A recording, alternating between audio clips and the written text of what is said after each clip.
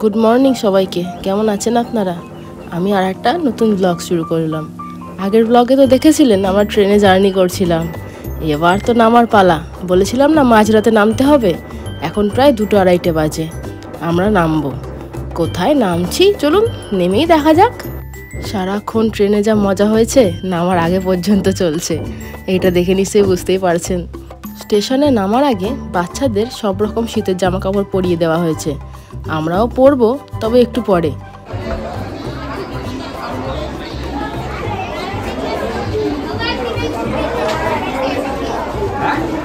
আমরা এখন আছি এনজিপিতে। এনজিপি নেবে আমাদের গাড়ি ধরে যেতে হবে হোটেলের উদ্দেশ্যে। তবে এত রাত তো আর হোটেল খোলা পাবো না, সেই কারণে এখানে ওয়েটিং রুমে আমরা একটু ওয়েট করব। প্রথমে আমরা বোকার মতো এদিক ওদিক ঘুরছিলাম। আসলে ওয়েটিং রুমটা সব কটাই ছিল 1 নম্বর প্ল্যাটফর্মের কাছে। আমরা প্রথমবার যাওয়ায় কিছু না জানায় উল্টোপাল্টাভাবে ঘুরতে ঘুরতে আমরা প্রায় একেবারে স্টেশনের বাইরেই বেরিয়ে গেছি। তবে জানিয়ে রাখা ভালো, যারা প্রথমে এনজিপিতে যাবেন তারা কিন্তু প্রথমেই 1 নম্বর প্ল্যাটফর্মে চলে যাবেন। এত লোক সংখ্যা, ওয়েটিং রুম আবার ফাঁকা পাওয়া যাচ্ছিল না। আমরা এবার বেরিয়ে পড়ব। প্রায় ভোর হতে এলো। আমরা একটা গাড়ি বুক করে নিয়েছি। আমরা যাওয়ার পথে বুক করেছিলাম শেয়ার গাড়ি। আপনারাও যদি শেয়ার গাড়ি বুক করতে চান সেটা কিন্তু বুক করতে পারেন। তবে শেয়ার গাড়ি বুক করতে হলে একটু টোটো করে এসে তারপর বুক করতে হবে। আমরা যাচ্ছি দার্জিলিংয়ের উদ্দেশ্যে। আমি আশা করব আমাদের এই ট্রিপটা দেখে আপনাদের প্রত্যেকেরই ভালো লাগবে। আর ছোট্টভাবে ইনফরমেশন তো আমি দিতেই থাকবো। হয়তো বেশি বিস্তারিত দিতে পারবো না, তবুও যতটুকু দেব আশা করছি আপনাদের কাজে লাগবে। এনজিপি থেকে দার্জিলিং যেতে কিন্তু প্রায় অনেকটা টাইম লাগছে, 2 থেকে 2.5 ঘন্টা। তারপর যদি রাস্তায় জ্যাম থাকে তাহলে তো আর কথাই নেই। তবুও আমরা স্টেশন থেকে বেরিয়ে কোনো রকম জ্যাম পাইনি। আসলে ভোরবেলার দিকে তো, কিন্তু যত বেলা বাড়বে আর যত দার্জিলিংয়ের দিকেও ঢুকতে থাকবো তত আমাদের জ্যাম পেতে হয়েছে। আর এদিকে গৌরববাবু ঘুমিয়ে পড়েছে।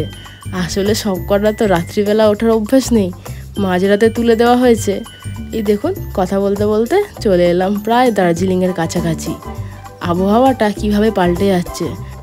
প্রথমের দিকে এই ঠান্ডাটা সহ্য করা যাচ্ছিল না, খানিকক্ষণ পর যেন খুব ভালো লাগছিল। আসলে এত সুন্দর প্রাকৃতিক দৃশ্য যতটা আপনারা ফোনের মোবাইলের স্ক্রিনে দেখছেন তার থেকে যেন 10 গুণ বেশি ভালো লাগছে খালি চোখে দেখতে। মনে হচ্ছিল ফোনটা রেখে শুধু চোখ ভরে দেখি। এ দেখুন, এটা হচ্ছে ঘুম স্টেশন। নিশ্চয়ই দেখেছেন আপনারা ফোনের ভিডিওতে, আর যারা এসেছেন তারা তো জানেনই। যদিও স্টেশনটা কিন্তু এখন অনেকটাই ফাঁকা। আসলে ভোর ভোর এসেছি কিনা। এই ঘুম স্টেশন পার করেই আপনাদের প্রত্যেকে পৌঁছাতে হবে হোটেলের কাছে।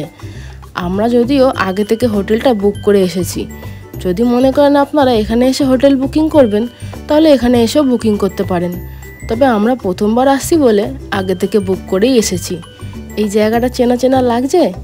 যারা এসেছেন তাদের তো নিশ্চয়ই চেনা লাগছে। এটা হচ্ছে ম্যাল রোড। এখানেই আমরা দাঁড়িয়ে আছি। এবার যে হোটেল বুকিং করেছি সেই লোক এসে আমাদের নিয়ে যাবে। আজকের মতো আমি এই ভিডিওটা এখানেই শেষ করলাম। আরও পরবর্তী ভিডিও দেখতে হলে সাথে থাকতে হবে কিন্তু। আরও সুন্দর সুন্দর অনেক দৃশ্য রয়েছে আপনাদের জন্য।